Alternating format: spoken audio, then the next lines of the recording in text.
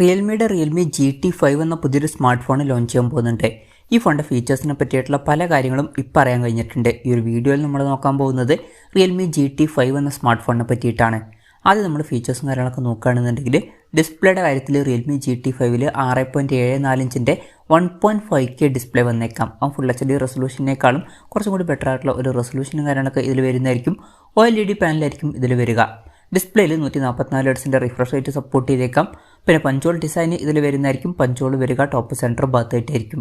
അപ്പം അത്യാവശ്യം നല്ല ഡിസ്പ്ലേ ഫീച്ചേഴ്സൊക്കെ ഈ ഫോണിൽ വരാൻ സാധ്യതയുണ്ട്. In display finger print sensor ഈ ഫോണിൽ വരുന്നതായിരിക്കും. പ്രോസസ്സറിൻ്റെ കാര്യം പറയുകയാണെന്നുണ്ടെങ്കിൽ സ്നാപ്ഡ്രാഗൺ 8 Gen 2 എന്ന പ്രോസസ്സറായിരിക്കും ഈ ഫോണിൽ വരിക എന്നാണ് ഇപ്പോഴുള്ള റിപ്പോർട്ടുകൾ പറയുന്നത്. ഇത് ഇപ്പോഴുള്ള ഫ്ലാഗ്ഷിപ്പ് പ്രോസസ്സറാണ്. പിന്നെ ഇതിൽ 5G കാര്യങ്ങളൊക്കെ സപ്പോർട്ട് ചെയ്യുന്നതായിരിക്കും. മികച്ച പെർഫോമൻസും കാര്യങ്ങളൊക്കെ ഇതിൽ വരേണ്ടതാണ്. ഈ ഒരു ഫോണിൽ 16 GB റാം വരെ വന്നേക്കാം. അതുപോലെ തന്നെ 1 TB ഇൻറ്റേർണൽ വരെയും വന്നേക്കാം. LPDDR5Xൻ്റെ റാമും UFS 4.0 സ്റ്റോറേജ് ടൈപ്പൊക്കെ ഇതിൽ വരുന്നതായിരിക്കും.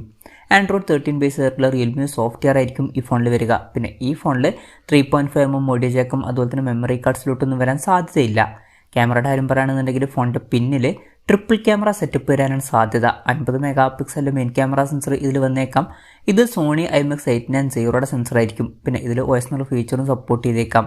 രണ്ടാമത് 8 mega ultra wide angle lens വരുന്നതായിരിക്കും. മൂന്നാമത് 2 മെഗാ ഒരു മാക്രോ ലെൻസ് അല്ലാന്നുണ്ടെങ്കിൽ ഒരു ഡെപ്ത് സെൻസർ വന്നേക്കാം. ഫ്രണ്ടിൽ 16 മെഗാ സെൽഫി ക്യാമറ വരാനാണ് സാധ്യത.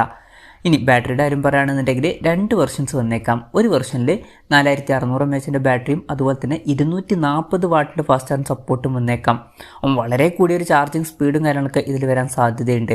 പിന്നെ മറ്റൊരു വെർഷനിൽ 5200 mAhന്റെ ബാറ്ററിയും 150 വാട്ടിൻ്റെ ഫാസ്റ്റ് ചാർജ് സപ്പോർട്ടും വന്നേക്കാം.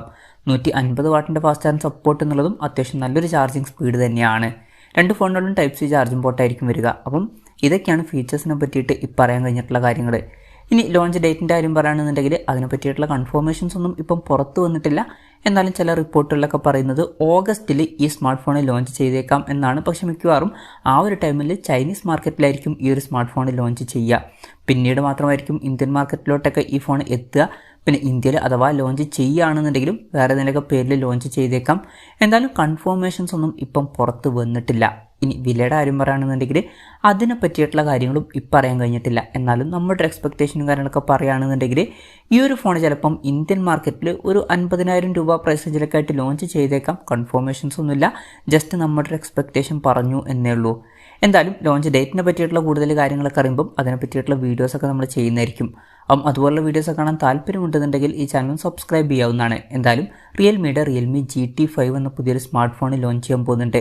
ഈ ഫോണിൻ്റെ ഫീച്ചേഴ്സിനെ പറ്റിയിട്ടുള്ള നിങ്ങളുടെ അഭിപ്രായം ജസ്റ്റ് ഒന്ന് കമൻറ്റ് ചെയ്യുക. അതുപോലെ തന്നെ ഈ ഒരു സ്മാർട്ട് ഫോൺ ഇന്ത്യൻ മാർക്കറ്റിൽ നിങ്ങളിത് പ്രൈസിങ്ങിലാണ് എക്സ്പെക്റ്റ് ചെയ്യുന്നത് എന്നുള്ള കാര്യം കൂടി ജസ്റ്റ് ഒന്ന് കമൻറ്റ് ചെയ്യുക. പിന്നെ ഇത് കൂടാതെ റിയൽമി GT5 Pro എന്ന സ്മാർട്ട് ഫോൺ ഡെവലപ്മെൻറ്റിലാണ് എന്നാണ് റിപ്പോർട്ടുകൾ പറയുന്നത്.